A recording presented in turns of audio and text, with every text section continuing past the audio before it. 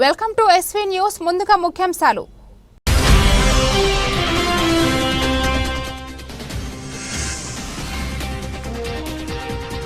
సామాజిక దార్శనికుడు మహాత్మా జ్యోతిరావు పూలే. తెలంగాణ శాసన మండలి చైర్మన్ గుత్తా సుఖేందర్ రెడ్డి.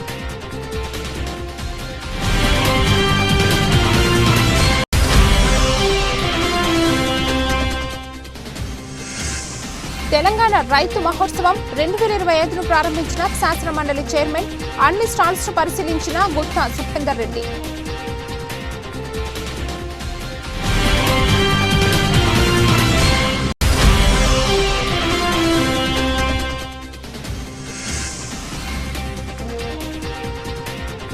ఈదురుగాలులు, అకాల వర్షంతో మునగ పంటకు 3 లక్షల నష్టం.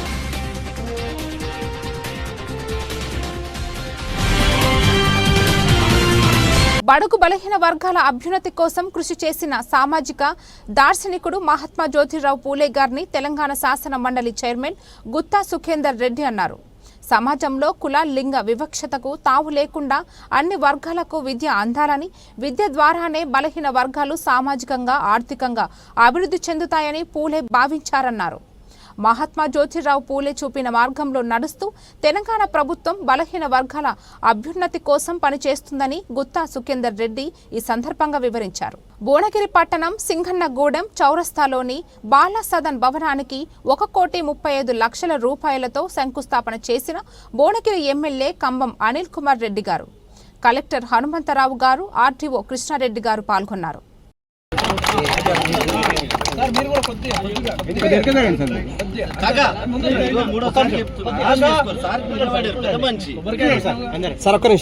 నాంపల్లి ఎగ్జిబిషన్ గ్రౌండ్ లో తెలంగాణ రైతు మహోత్సవం 2025ను ప్రారంభించిన శాసన మండలి చైర్మన్ గుత్తా సుఖేందర్ రెడ్డి.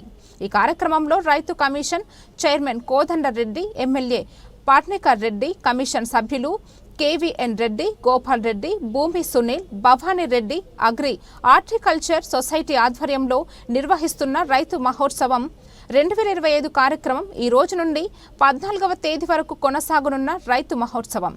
రైతులకు కావలసిన పరికరాలు, ఉత్పత్తులు, సీడ్, ఫర్టిలైజర్ అన్ని స్టాల్స్ లో ఏర్పాటు చేశారు. అన్ని స్టాల్స్ ను పరిశీలించిన మండలి చైర్మన్ గుత్తా సుఖేందర్ రెడ్డి. ఈ సందర్భంగా గుత్తా సుఖేందర్ రెడ్డి గారు మాట్లాడుతూ, భారతదేశం వ్యవసాయ ఆధారిత దేశం. రైతులు బాగుంటేనే మన దేశం బాగుంటుంది. రైతులు క్షేమంగా ఉంటేనే మనమందరం కూడా అందులో క్షేమంగా ఉంటాం. ప్రధానంగా వ్యవసాయ రంగంలో వచ్చేటువంటి మార్పులు, అవి ఏ విధంగా మనం యువకులను ప్రోత్సహించాలా, ఏ విధంగా ఆధునికరమైనటువంటి వ్యవసాయాన్ని పెంపొందించే దాంట్లో మన రైతు కమిషన్ చైర్మన్ కోదండ రెడ్డి గారు, అదేవిధంగా ఈ సొసైటీ ఫౌండర్ అధ్యక్షుడు సుధాకర్రావు గారు, అదేవిధంగా ఎమ్మెల్యే పత్రిక గారు, రైతు కమిషన్ సభ్యులు, తర్వాత సొసైటీ సభ్యులు చాలా ఉత్సాహంగా, చాలా శ్రద్ధ తీసుకొని దాదాపు 2 సంవత్సరాలుగా ఈ సొసైటీ నడుస్తారు. వ్యవసాయంలో రాను వస్తున్నటువంటి మార్పులు, ఉపాధి కొరకు, ప్రభుత్వ ఉద్యోగం కొరకు ఎదురు చూడాల్సినటువంటి అవసరం లేదు. 2 ఎకరాలు నేను ఒక రాత్రి యూట్యూబ్లో చూశాను. అవకాడో 2 ఏకర్స్లో 4 లక్షల రూపాయలు ఇన్కమ్ చేసినటువంటి సందర్భాలు. కాబట్టి ఈ రకంగా వ్యవసాయం మీద కూడా మంచి జీవనం సాగించవచ్చు అనేటువంటి దానికి వ్యవసాయ ఆధునిక పద్ధతులు వస్తాయి. దాన్ని అనుసరించాల్సినటువంటి బాధ్యత యువత మీద ఉంది. కాబట్టి దీన్ని ప్రోత్సహించే దానిలో భాగంగానే ఈ సొసైటీ కార్యక్రమం తీసుకుని ప్రత్యేకంగా సూర్యాపేట జిల్లా హుజూర్నగర్ మండలం వేపల్ల సింగారంలో గడ్డిని తరలిస్తున్న 2 ట్రాక్టర్లు కరెంటు వైర్ తెగబడి అంటుకోవడంతో ఎగసిపడిన మంటల్లో దీంతో అప్రమత్తమైన ట్రాక్టర్ డ్రైవర్ తప్పించుకుని ప్రాణాలు కాపాడుకోవడం జరిగింది. 2 ట్రాక్టర్లు దగ్ధం కావడంతో ఒక్కసారిగా గ్రామంలో భయాందోళన అమలుకున్నాయి. కరెంటు వైర్లు అంటుకుని తమ గృహంలోకి ఎక్కడ మంటలు జారిపడతాయోని ప్రజలు భయభ్రాంతులకు గురయ్యారు. ట్రాక్టర్లు గడ్డివాముతో సహా దగ్ధం అవుతున్న సమయంలో గమనించిన స్థానికులు ఆపేందుకు ప్రయత్నం చేశారు.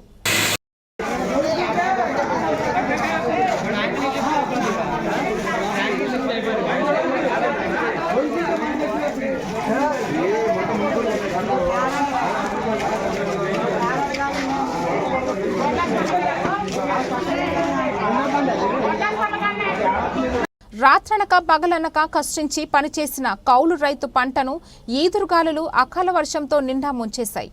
దేవరకొండ మున్సిపాలిటీ పరిధిలో గొల్లగూడ సర్వే నంబర్ 641లో ఉన్న భూమిలో కౌలు రైతు జింకల లింగమయ్య ఎకరంన్నర భూమిలో మునగ పంటను 5 సంవత్సరాలుగా వేశానని, ఈ ఏడాది మునగ పంట వస్తుందని గురువారం రాత్రి ఈదురుగాలులు అకాల వర్షంతో మునగ పంట పూర్తిగా విరిగిపోయిందని ఆవేదనతో తెలిపారు. పంట అంచనా సుమారు 3 నుంచి 4 లక్షల రూపాయలు. ఈదురుగాలులతో కూడిన అకాల వర్షం వల్ల నష్టం వాటిల్లిందని, విరిగిన మునగను తొలగించడానికి 50 నుంచి 70 వేల రూపాయలు ఖర్చవుతుందని, తీవ్రంగా నష్టపోయిన కౌలు రైతునైన తనకు న్యాయం చేయాలని, నష్టపరిహారం చెల్లించాలని ప్రభుత్వాన్ని వేడుకున్నారు.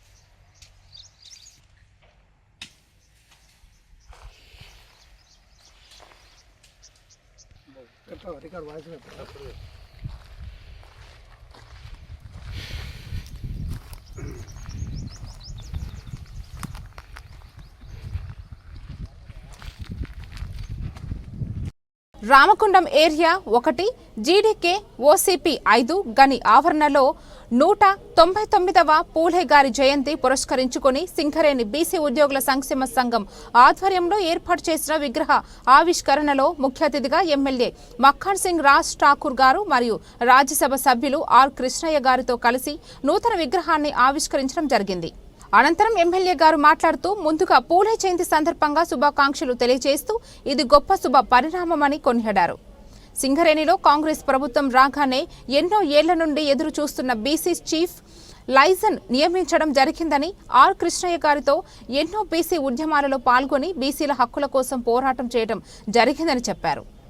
కాంగ్రెస్ ప్రభుత్వం కామారెడ్డి బీసీ డిక్లరేషన్లో రాహుల్ గాంధీ గారు చెప్పిన మాటని ముఖ్యమంత్రి రేవంత్ రెడ్డి గారు కట్టుబడి బీసీ కులగణన చేసి 42% ఇవ్వడం జరిగిందని చెప్పారు. తప్పనిసరి నినాదం అధ్యాయం అండారే. పార్టీలకు అతీతంగా, రాజకీయాలకు అతీతంగా, కులాలకు అతీతంగా విప్లవం వస్తుంది. ఆ విప్లవాన్ని మనం అందరం లేపాలి, దాన్ని కాపాడుకోవాలి. మీరు ఒకసారి చూడండి, మీరు అందరూ ఏమనుకుంటున్నారు? అందరూ కృష్ణాన్ని ఉన్నాడు, వాళ్ళ సైన్యం ఉన్నది, ఎమ్మెల్యే మకన్ సింగ్ అన్నారు, వీళ్ళందరూ చూసుకుంటారని అనుకుంటున్నారు. మీరు వీళ్ళందరూ కాదు, మీరందరూ కూడా తయారు కావాలి. ఎక్కడికెక్కడ మండల కమిషన్ అప్పుడు ఏమైంది? రిజర్వేషన్లందరూ నువ్వు వ్యతిరేకిస్తే మేము క్యాంపస్ లా ఒక రిజర్వేషన్లను వ్యతిరేకించేటోళ్ళను తరిమి వెళ్ళి కొడితే పోయి రెడ్డి హాస్టల్లా, వైశ్య హాస్టల్లా, ఈవీ హాస్టల్లా, విలుమ హాస్టల్లా దాక్కున్నారు. అట్లాగే ఈరోజు ఉద్యమాలు మేము కానీ, మగన్ సింగ్ కానీ, కృష్ణమోహన్ వీళ్ళందరూ ఉద్యమాలు చేసినప్పుడు మేము ఏదో పదవుల కోసం ఉద్యమాలు చేయలేదు. మా కులాలు చదువుకోవాలి, చదువుకుంటేనే మాకు గౌరవం పెరుగుతుంది. ఆ చదువుకుంటేనే కులాలు ఉద్యోగాలు చేస్తారు, జాబ్లు వస్తాయి, కలెక్టర్లు అవుతారు, డాక్టర్లు అవుతారు, ఇంజనీర్లు అవుతారు, పెద్ద పెద్ద ఆఫీసర్లు అవుతారు. ఏది కాకపోతే ఇట్లా లీడర్లు అవుతారు అనే ఉద్దేశంతో ఆ రోజు మేమందరం చదువు మీద ప్రాధాన్యత. ఈ రోజు చదువుకునే స్థాయి మీ అందరికి చాలా మందికి వచ్చింది. కానీ నేను చదివేటప్పుడు 40 ఏళ్ల కింద 35-40 ఏళ్ల కింద మీ అందరికి తెలుసు ఆ రోజు పరిస్థితి. హాస్టల్ సీట్ దొరికితే తప్ప చదవని పరిస్థితి, స్కాలర్షిప్ వస్తే తప్ప కాలేజ్ చేయనటువంటి పరిస్థితి, ఫీజులు మాఫీ చేస్తే తప్ప చదువుకోలేనటువంటి పరిస్థితి. అందుకే మేమంతా ఉద్యమం దాని మీద పెట్టాము. మాకు హాస్టల్ పెట్టాలి అని చెప్పి పోరాడితే 6,000 హాస్టల్ పెట్టించాము ఆ రోజు. అందుకే ఇప్పుడున్న హాస్టల్లన్నీ మన పోరాటం వల్ల మన బీసీలు ఎస్సీలు అందరం కలిసి పెట్టించాము. అదేవిధంగా మంచి ఎడ్యుకేషన్ హాస్టల్లో రావడం లేదని చెప్పి గురుకులాలు పెట్టాలనుకుంటున్నాను నేను 80-82. అప్పుడు గురుకుల పాఠశాలల స్కీమ్ పెట్టాము. ఇప్పటికీ ఈ స్కీమ్ దేశంలో కాదు ప్రపంచంలో కూడా ఎక్కడ లేదు. ఈ గురుకుల పాఠశాల social welfare, BC welfare, ST welfare, general education welfare లోపల గురుకులాలు పెడితే అందులో చదివిన వాళ్ళందరూ ఈరోజు డాక్టర్లు, ఇంజనీర్లు, కలెక్టర్లు దేశమంతా ఇప్పుడు మన సెక్రటరీకి ఐఏఎస్ ఆఫీసర్ పెడితే నువ్వు ఏదైనా గురుకులు అంటాడు. ఏ ఆఫీసర్ అడుగు. అంత మంచి ఎడ్యుకేషన్ మనం పెట్టించుకున్నాం. ఈ విధంగా చదువుల్లో టాప్ వెళ్ళిపోయినాం. మీ అందరూ తెలుసు రాజశేఖర రెడ్డి పీరియడ్ లో నేను 5 రోజులు అమలు వేసి ఫీజు రియంబర్స్మెంట్ పథకం పెట్టాలనుకుంటాను.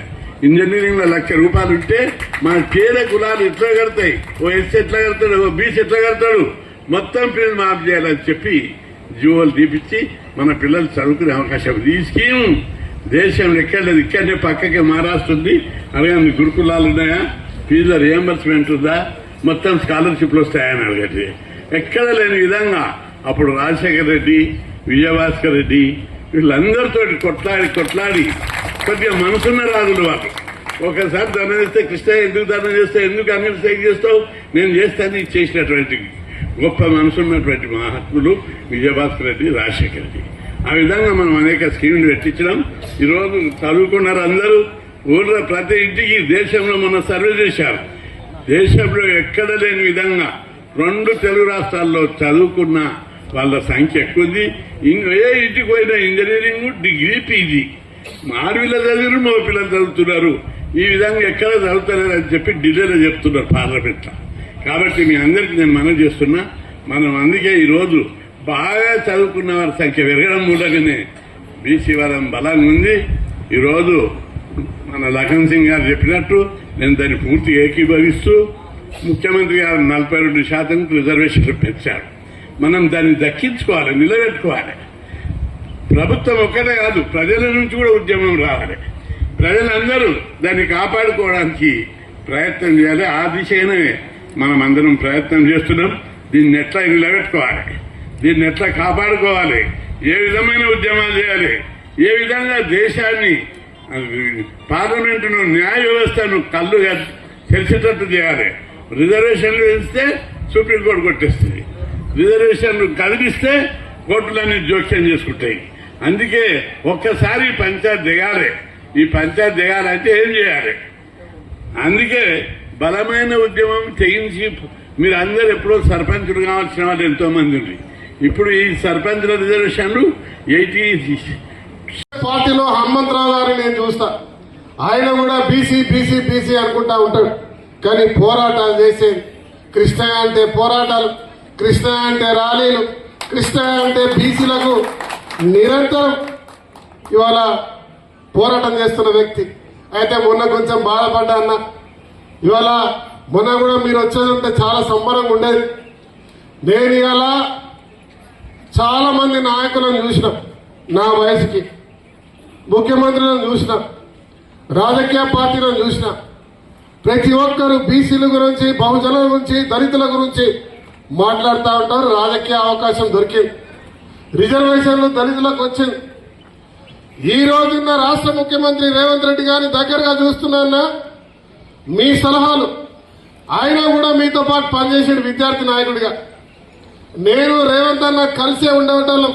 మిస్టర్ ఆర్సీ ఆయన మీ దగ్గరకు వచ్చి అనేక పోరాటాలు చేస్తుండే. నాకు ఇప్పటికి కూడా చెప్తా ఉంటాడు, కృష్ణన్న ఒక్కడ మిస్ అయిన రూపాయలు లేకుండా మన దాంట్లో ఉంటే బాగుండదు నన్ను అంటారు అట్లా.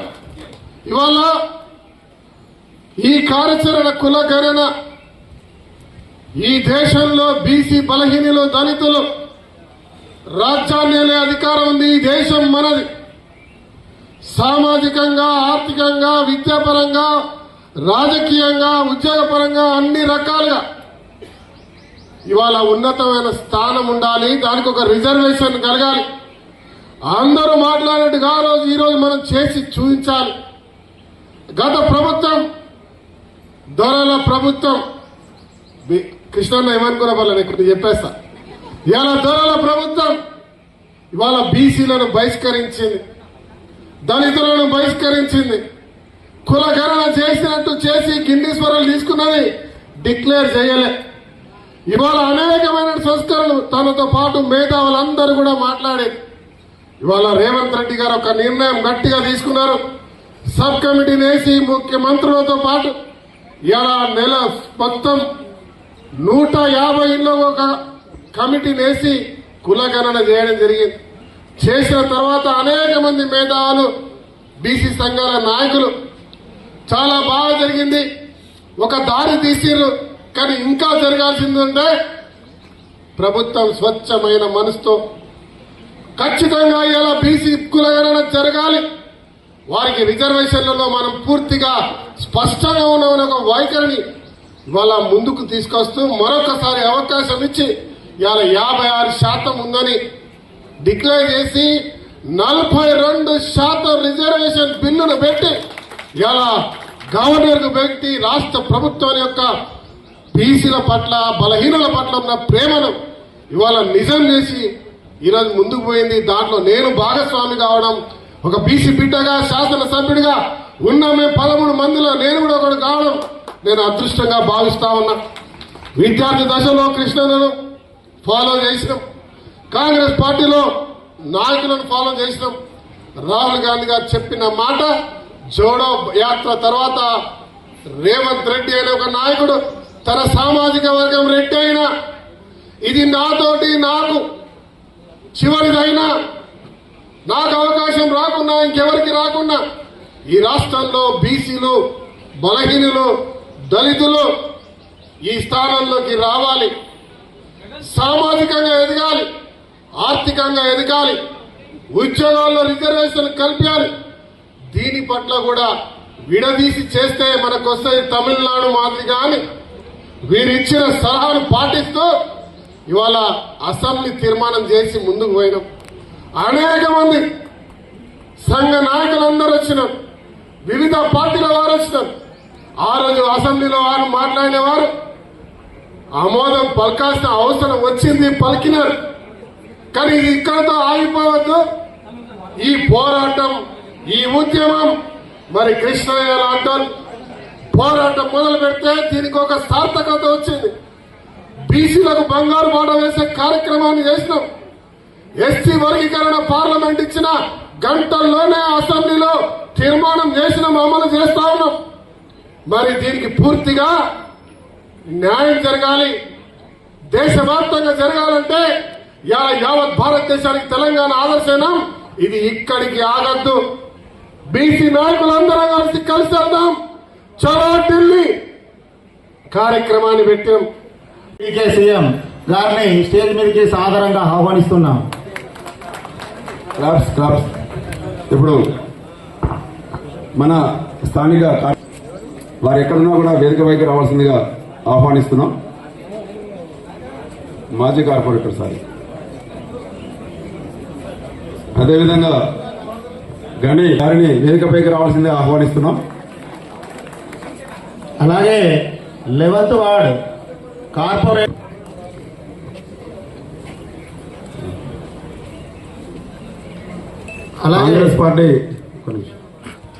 కాంగ్రెస్ పార్టీ నగర అధ్యక్షులు బొంతల రాజేష్ గారిని వేదికపైకి రావాల్సిందిగా ఇప్పుడు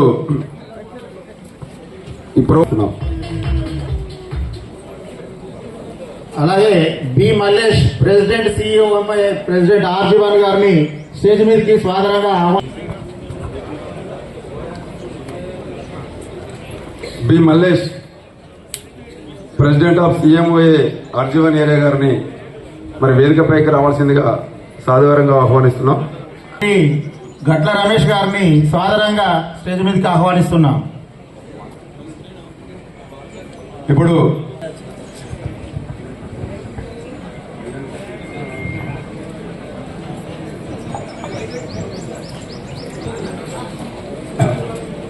ముందుగా గుర్తింపు సంఘమైనటువంటి ఏఐటీసీ నుంచి ఆరెల్లి పోచమ్మ గారిని వేదికపైకి రావాల్సిందిగా సాధారణంగా ఆహ్వానిస్తున్నాం.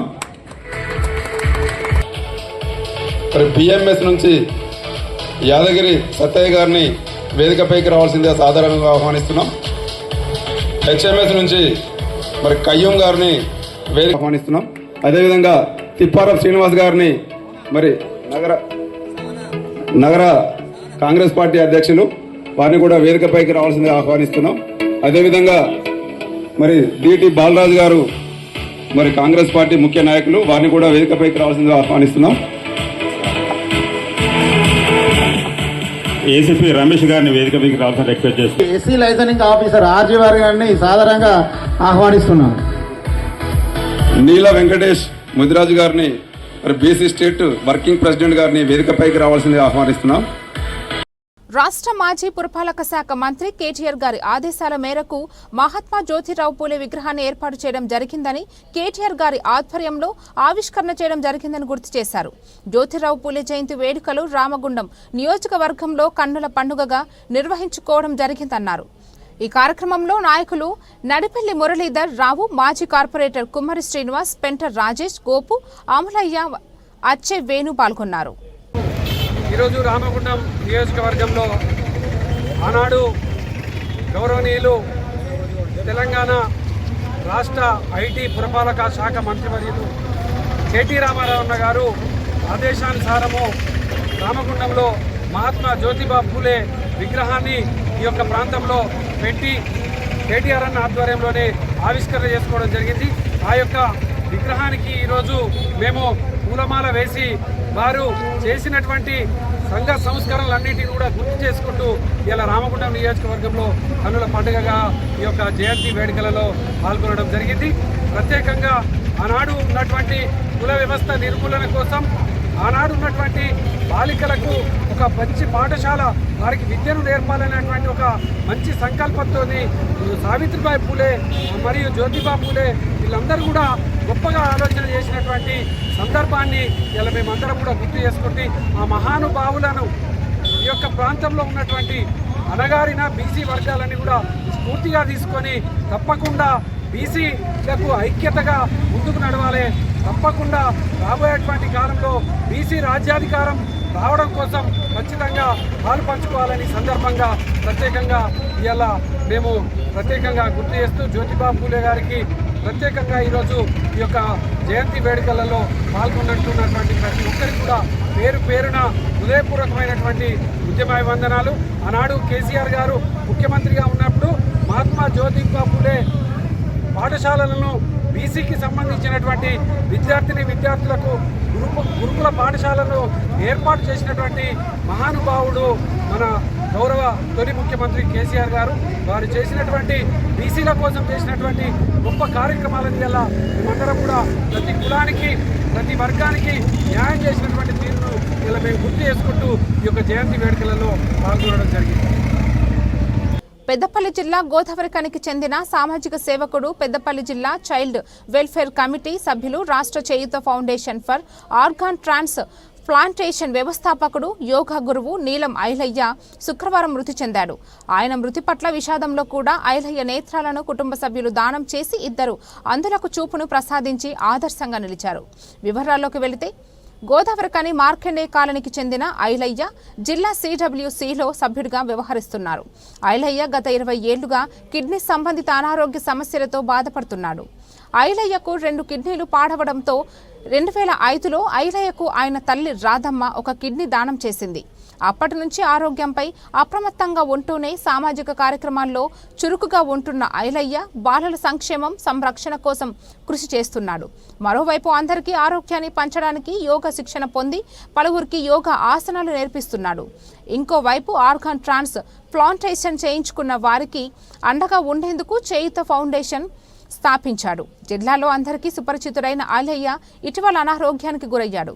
ఈ నేపథ్యంలోనే శుక్రవారం తెల్లవారుజామున తీవ్ర అస్వస్థకు గురైన ఐలయ్యకు హుటాహుటిన గోదావరికని జీజీహెచ్ ఆసుపత్రికి తరలించారు. చికిత్స పొందుతూ మృతి చెందాడు. ఐలయ్య అకారణ మరణంలో కుటుంబ సభ్యులు కన్నీరు మున్నీరుగా విలపిస్తున్నారు. బడుగు బలహీన వర్గాల ఆశాజ్యోతి, సామాజిక తత్వవేత్త మరియు నవయుగ వైతాళికుడు శ్రీ మహాత్మా జ్యోతిరావు పూలే గారి జయంతి వేడుకలు రామకుండంలో ఘనంగా నిర్వహించబడ్డాయి. ఈ సందర్భంగా ఆ మహనీయుని స్మృతికి ఘనంగా నివాళులర్పించడమే కాక ఆయన స్ఫూర్తిదాయక సేవలను గుర్తు చేసుకుంటూ ప్రముఖ నాయకులు పాల్గొన్నారు. ఈ కార్యక్రమంలో రామగుండం శాసనసభ్యులు శ్రీ ఎంఎస్ రాజ్ ఠాకూర్ గారు ముఖ్య అతిథిగా హాజరై మహాత్మా పూలే సిద్ధాంతాలు, సమానత్వం కోసం ఆయన పోరాటాన్ని వివరించారు. సమాజంలోని అంతర్యాలను తొలగించే విద్య, స్త్రీ శిక్షణ మరియు సామాజిక న్యాయం కోసం ఆయన చేసిన కృషి అనంతమైనదని తెలిపారు. పూలే గారి సేవలను భావితరాలకు చాటి చెప్పే విధంగా కార్యక్రమంలో పాల్గొన్న నాయకులు, యువత, సంఘ సభ్యులు కూడా ఆయన ఆశయాలను స్మరించుకుంటూ సమానత్వ సమాజ నిర్మాణం పట్ల తమ కట్టుబాటును వ్యక్తం చేశారు.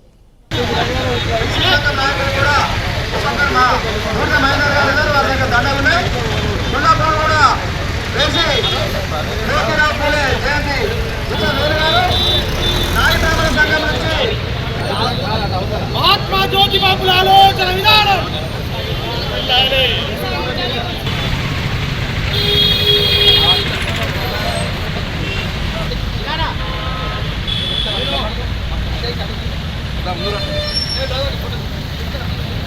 గారు వెంకటస్వామి గారు వేదిక దగ్గర రావాల్సిందిగా కోరుతా ఉన్నాం. అలాగే రాజు గారు కోరుతా ఉన్నాం.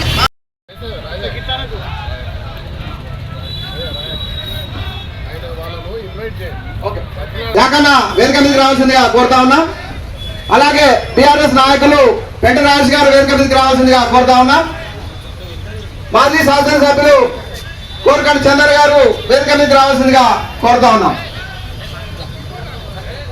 సమాజంలో వారి విద్యకు దూరమైన బడుగు బలహీన వర్గాలందరినీ కూడా చదువు నేర్పి వారి కేవలం పురుషుల్లోనే కాదు మహిళలు సైతం చదువుకొని గొప్ప గొప్ప స్థాయికి ఎదిగా ఆయన సొంత సతీమణి సావిత్రిబాయి పూలే గారిని కూడా ఒక టీచర్ గా చేసి మహిళల అభ్యున్నతికి ఒక ఉన్నతమైన వ్యక్తిగా తీర్చిదిద్దే మహత్తరమైన పాత్ర పోషించిన మన జ్యోతిరావు పూలే గారి జయంతి అందరికి వచ్చినందుకు ఈ సందర్భంగా సంతోషం వ్యక్తం చేస్తూ నాకు ఈ అవకాశం ఇచ్చిన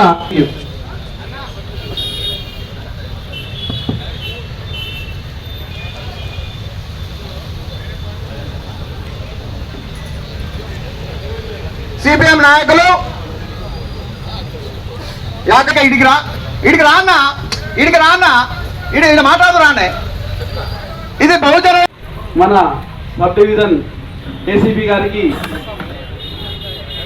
వేదిక మీద ఆసీనులైన నా తోటి నాయకులందరికీ కూడా పేరు పేరున నమస్కారాలు. అదేవిధంగా వేదిక మీద ఉన్న ఎంతో మంది నాయకులందరికీ కూడా నా ప్రత్యేక నమస్కారాలు. వార్తలు ముగించే ముందు మరోసారి ముఖ్యాంశాలు.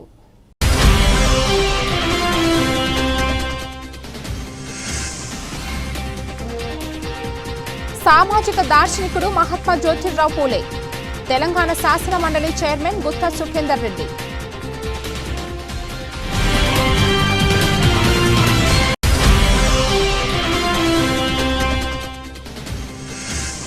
తెలంగాణ రైతు మహోత్సవం 2025ను ప్రారంభించిన శాసన మండలి చైర్మన్, అన్ని స్టాల్స్ ను పరిశీలించిన గుత్తా సుఖేందర్ రెడ్డి.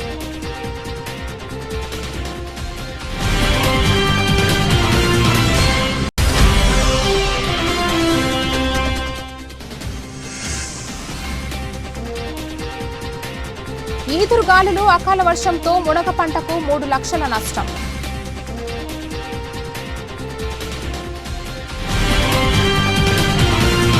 ఇంతటితో ఈ వార్తలకు సమాప్తం. తిరిగి రేపటి వార్తల్లో మళ్ళీ కలుద్దాం. అంతవరకు సెలవు.